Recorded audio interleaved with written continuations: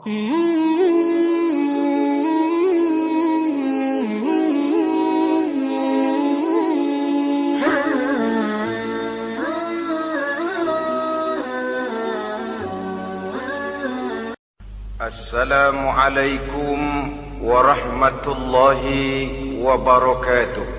Waalaikumsalam warahmatullahi wabarakatuh. Bismillahirrahmanirrahim. Alhamdulillahi rabbil alamin. Wassalatu wassalamu ala ashrafil anbiya'i wal mursalin, imamil muttaqin, sayyidil ghurril muhajjalin, wa ala alihi wa ashabihil mujahidin at-tahirin, amma ba'du. Saudara-saudara kaum muslimin rahimakumullah. Seorang muslim adalah seorang yang berpandangan luas, berjiwa lapang. Maksudnya apa?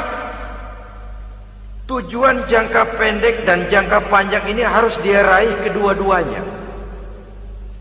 Ini yang oleh Al-Quran diajarkan agar setiap muslim mencapai fid dunya hasanah wa fil akhirati hasanah. Kebaikan di dunia, kebaikan di akhirat, itu arti hasanah. Jangan macam orang dulu, punya istri dua pergi haji. Yang satu yang muda istrinya namanya Hasanah, yang satu namanya Khadijah. Waktu tawaf keliling Ka'bah, si suami ini nggak bisa doa apa-apa kecuali Rabbana Atina itu. Tiap putaran Rabbana Atina fid dunya hasanah wa fil akhirati hasanah. Putaran kedua Rabbana Atina fid dunya hasanah wa fil akhirati hasanah. Ini istri tuanya yang namanya Khadijah dengerin aja. Akhirnya di satu saat dia colek suaminya, "Bang, mentang-mentang Hasanah bini muda disebutin melulu. Saya dong disebutin dalam doa." "Iya deh, ntar putaran selanjutnya." Suaminya blow on juga. Putaran kedua dia baca Rabbana Atina fid dunya hasanah wa fil akhirati Khadijah.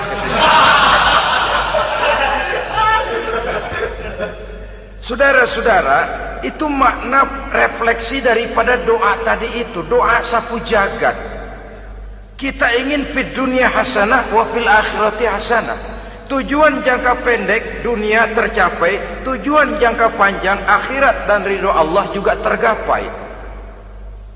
Oleh sebab itu Al-Quran menjelaskan, wabtaghi fima atakallahu ad-daral akhirah wala tansa nasibaka minad dunya.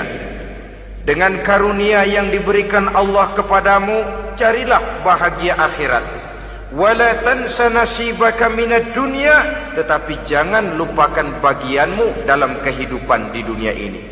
Cari akhirat, utamakan akhirat dengan tidak usah melupakan jatahmu di dunia. Kenapa saya katakan seorang muslim berjiwa besar? Sebab andai kata dia gagal mencapai tujuan jangka pendek, andai kata dia gagal di dunia, dan dia oleh Islam diajarkan jangan sampai gagal, tapi andai kata dia gagal, dia masih punya tujuan jangka panjang, akhirat dan ridho Allah. Dia masih bisa menghibur diri, biarlah di dunia kita sederhana, bahkan biarlah susah di dunia, asal di akhirat kita bahagia. Orang yang tidak punya pandangan hidup semacam ini, sorgalah dunia ini. Segalanya telah tertumpu di sini. Bila umurnya selesai, ajalnya datang, selesai sudah sorganya sampai di situ, dan dia tidak punya pengharapan lain di belakang itu. Maka seluruhnya bertumpu pada kehidupan di dunia. Padahal dunia seperti air laut, makin diminum makin haus, makin kering tenggorokan. Dunia yang diperturutkan menyeret manusia ke dalam lingkaran setan, terjebak dalam sifat yang namanya tamak bin rakus alias serakah.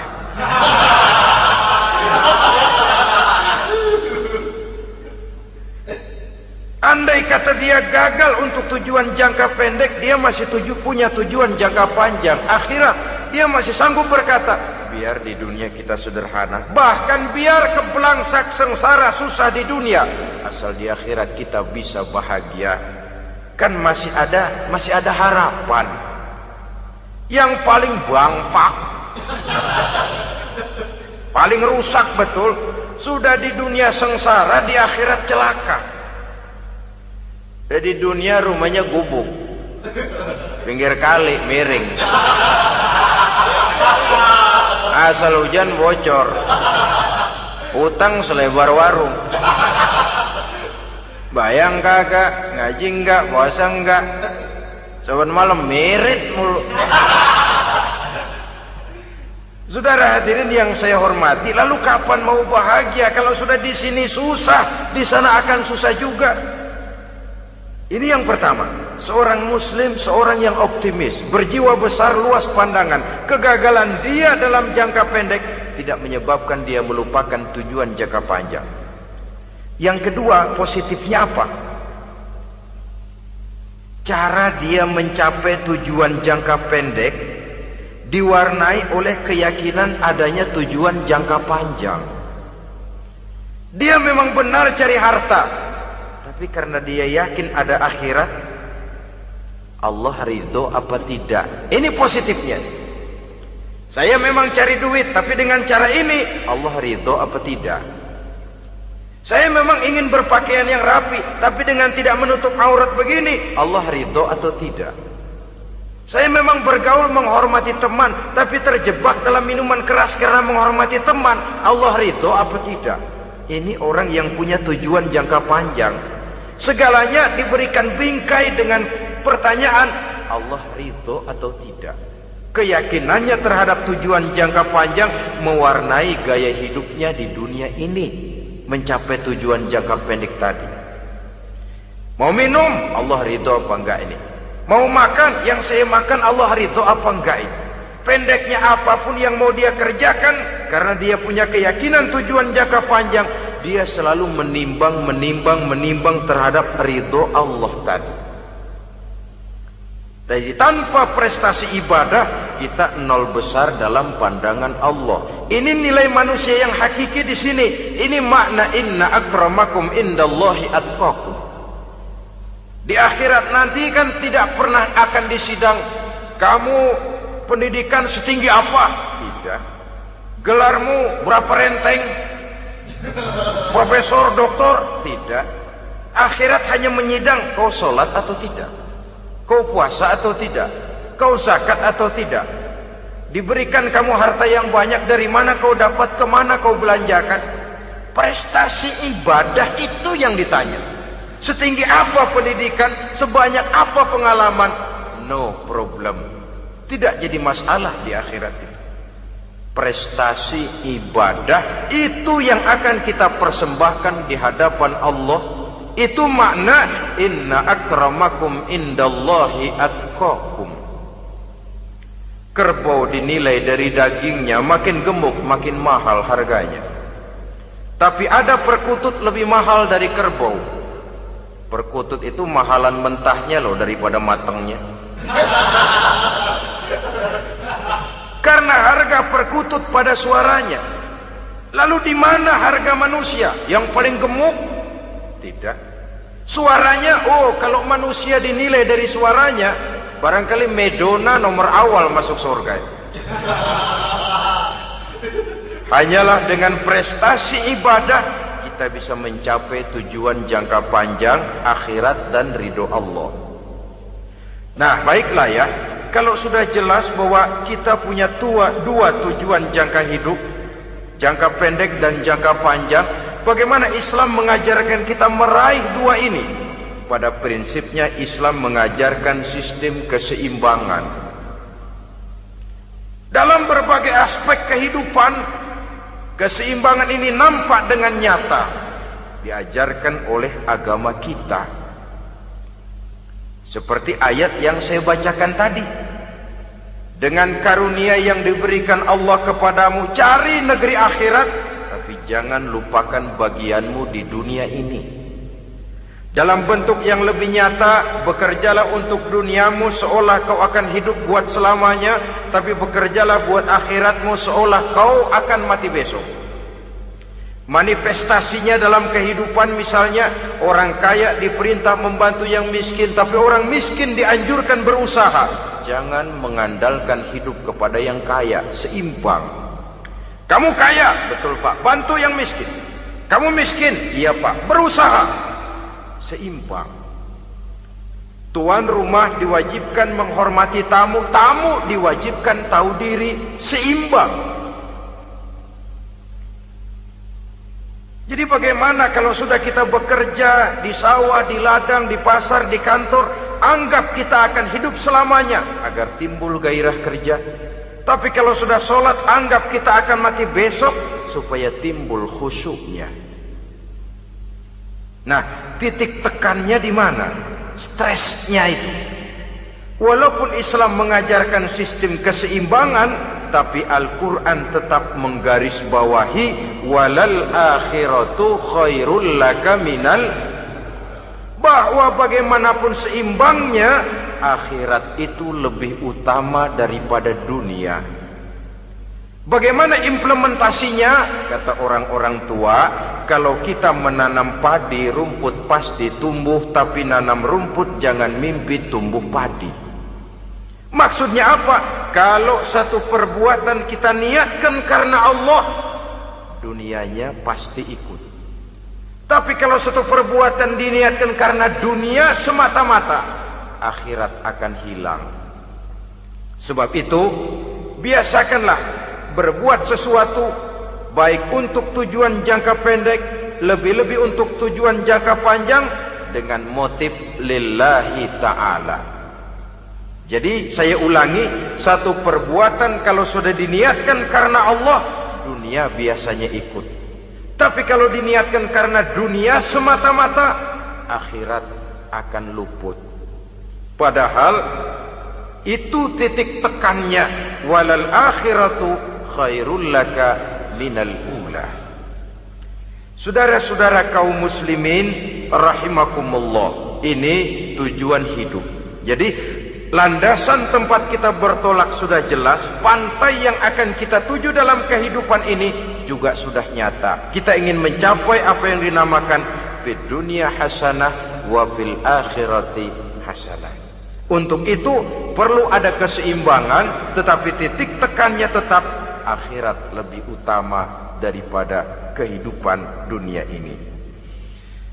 Sekarang kalau sudah ada dasar hidup, sudah ada tujuan yang akan kita capai, tentu harus ada alat untuk mencapainya. Semuanya perlu sarana. Bahkan pada hakikatnya dalam kaidah usul fikih para ulama mengajarkan lil wasail hukmul maqasid. Sarana dan tujuan hukumnya sama. Ini mestinya mendidik umat Islam jadi pinter. Jangan cuma berpikir melaksanakan satu pekerjaan, tapi juga berpikir menciptakan sarana untuk terwujudnya pekerjaan itu. Misalnya umat Islam wajib pergi haji kalau mampu, kan begitu toh? Kalau dia umat Islam Indonesia, tentu pergi hajinya ke Mekah. Mekah, Jeddah, Mekah, Indonesia perlu sarana angkutan untuk sampai ke sana. Kapal laut, kapal udara. Artinya umat Islam harus maju di bidang teknologi, bisa menciptakan pesawat, bisa menciptakan kapal laut, sarana yang akan menyampaikan dia untuk bisa melaksanakan ibadah haji. Selama ini kita bertumpu kepada pemikiran, pokoknya kan yang penting gue pergi haji pakai apa kayak gue punya duit. Dari segi pribadi memang barangkali begitu. Tapi sebagai umat yang harus mencapai kemajuan, apabila diperintahkan melaksanakan sesuatu, kita pun hakikatnya dituntut menciptakan sarana untuk menunjang pelaksanaan sesuatu itu sendiri. Agama mengajarkan an-nazafatu minal iman, kebersihan sebagian daripada iman. Siapa yang menciptakan mesin cuci? Sabun-sabun kelas, deterjen, rinso dan lain sebagainya. Siapa yang menciptakan air condition, pembersih ruangan? Kita hanya berpikir pokoknya kan bersih, mau pakai apa kek. Kita jarang yang berpikir kepada pewujudan teknologi modern untuk menerjemahkan hadis itu. Syukurlah belakangan ini sudah muncul teknokrat-teknokrat muslim yang dijiwai oleh semangat Al-Quran membuka tabir rahasia konsepsi Islam di lapangan teknologi modern yang makin lama makin menunjukkan tuntutan kebutuhan daripada umat itu sendiri. Dengan demikian, apabila ada tujuan hidup, kita memerlukan alat untuk mencapai tujuan tadi. Supaya tujuan fid dunia hasanah wa fil akhirati hasanah tercapai, apa alat yang harus kita pakai? Kita lihat surah At-Taubah ayat 111 memberikan jawaban. Innallaha ashtara minal mu'minina anfusahum wa amwalahum bi anna lahumul jannah. Sesungguhnya Allah telah membeli dari orang-orang beriman diri mereka, harta mereka, bahwa sesungguhnya bagi mereka adalah surga. Coba kita simak ayat ini sejenak, akan nampak dengan jelas bahwa ayat ini hakikatnya merupakan satu transaksi yang nyata benar antara kita dengan Allah.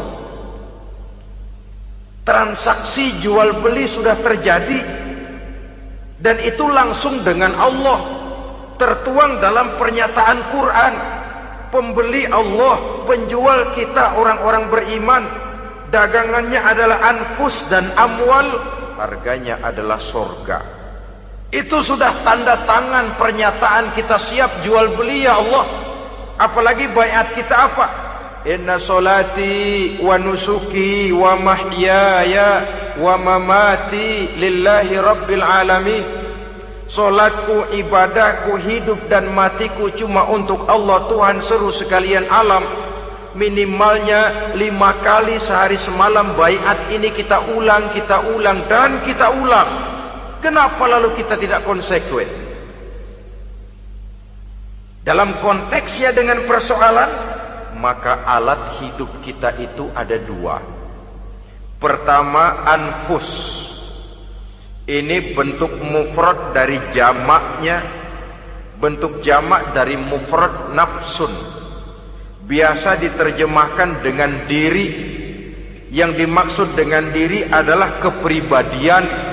Yang dimaksud dengan kepribadian ialah kekayaan yang kita miliki dalam kepribadian kita.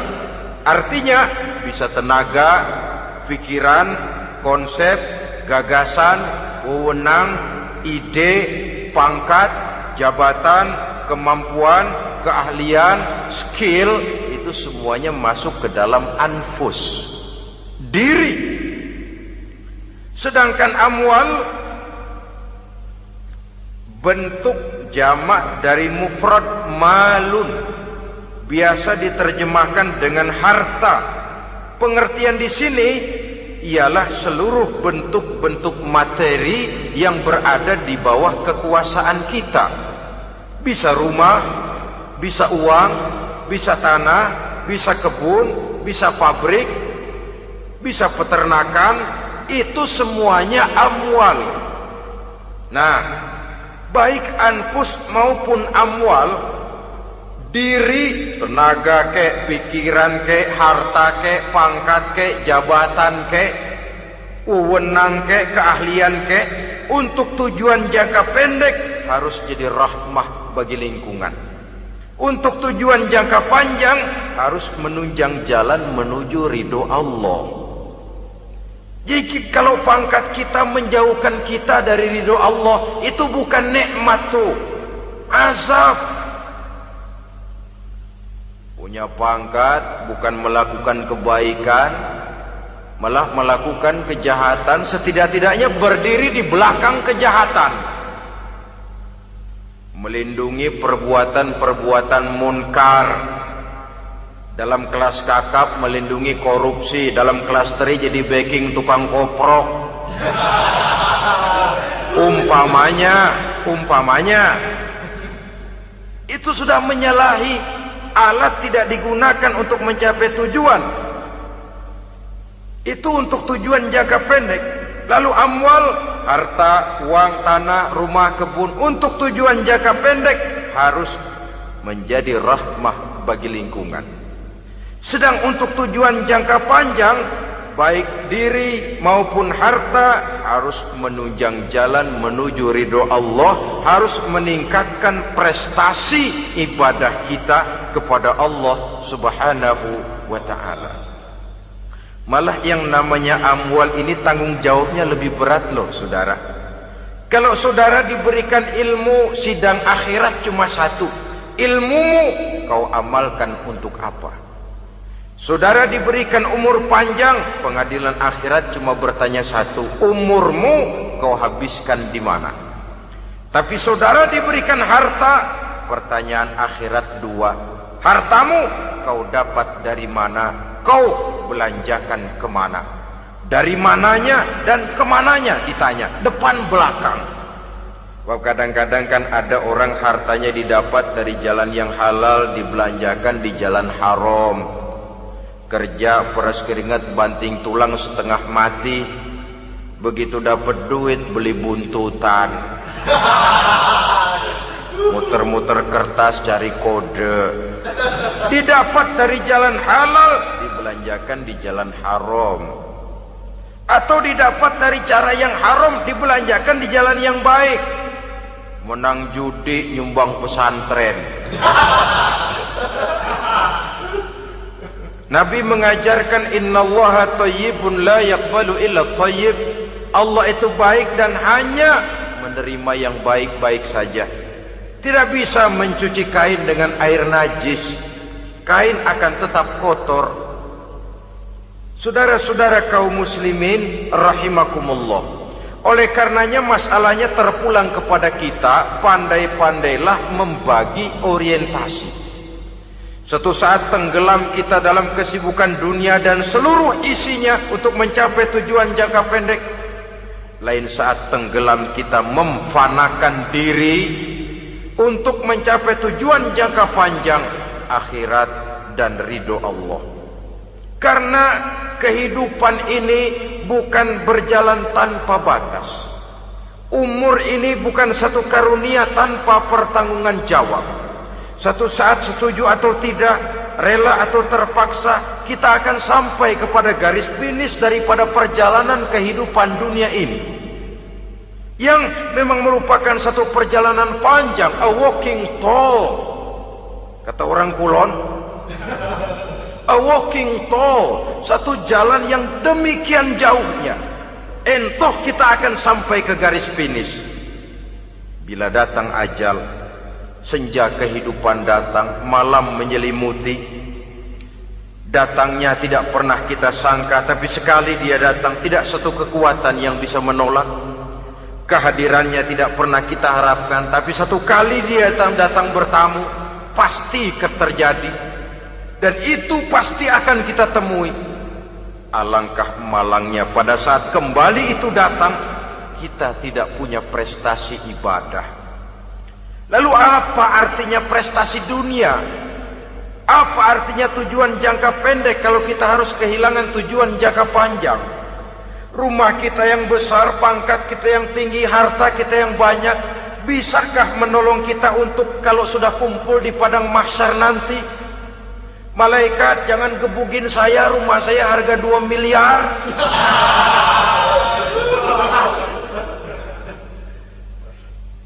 Sudahlah malaikat, damai saja, itu Rolls Royce saya. Pakai saja malaikat, pakai. Kata malaikat, gue budak, gue gak butuh gituan. Hanya prestasi ibadah yang bisa menyelamatkan kita pada kondisi semacam itu.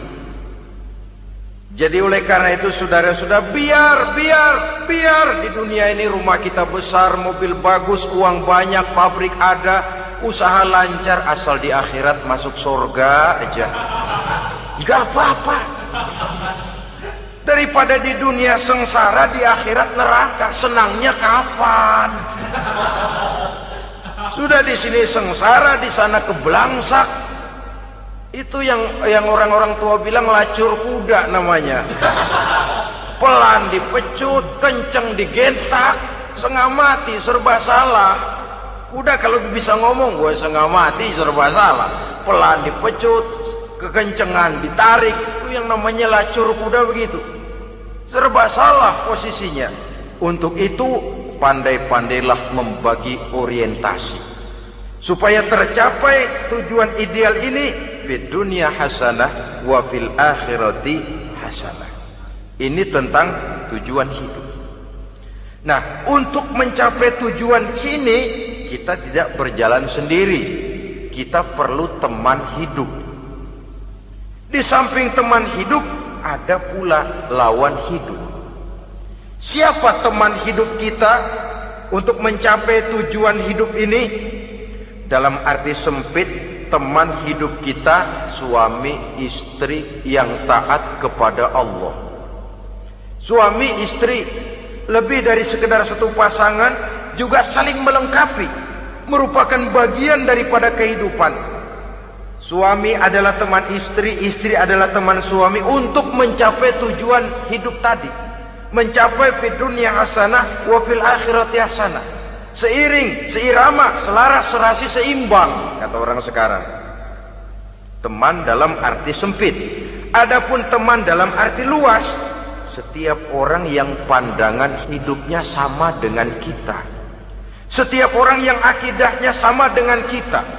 Terlepas dari suku bangsa apapun, warna kulit apapun, bahasa apapun, jikalau keyakinannya sama, pandangan hidupnya sama, dia adalah saudara kita dalam artian yang luas. Islam tidak kenal teritorial, maka tidak ada itu Islam Jepang. Ya walaupun secara formalnya ada, tapi informal Muslim adalah Muslim, diikat dengan akidah. Itu teman hidup. Lalu lawan hidup siapa?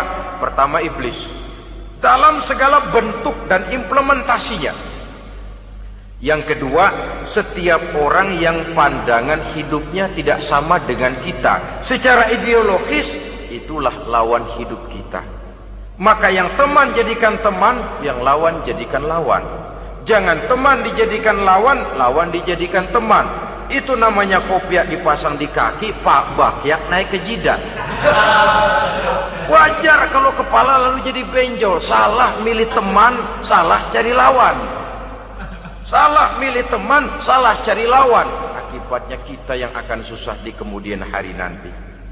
Saudara-saudara kaum muslimin rahimakumullah, oleh karenanya pandai-pandailah dalam hidup ini. Yang teman jadikan teman, yang lawan jadikan lawan. Kalau lawan kita jadikan teman, sementara teman kita jadikan lawan, dan itu yang banyak terjadi dalam praktek kehidupan, kita tidak akan bisa mencapai tujuan. Karena akan tertarung di kaki sendiri. Nah, ini sajalah yang kita bicarakan pada pertemuan kali ini. Mudah-mudahan ada manfaatnya. Terima kasih atas segala perhatian. Mohon maaf atas segala kekurangan. Usikum wa nafsi bitaqwallah. Wassalamualaikum warahmatullahi wabarakatuh. Waalaikumsalam warahmatullahi wabarakatuh.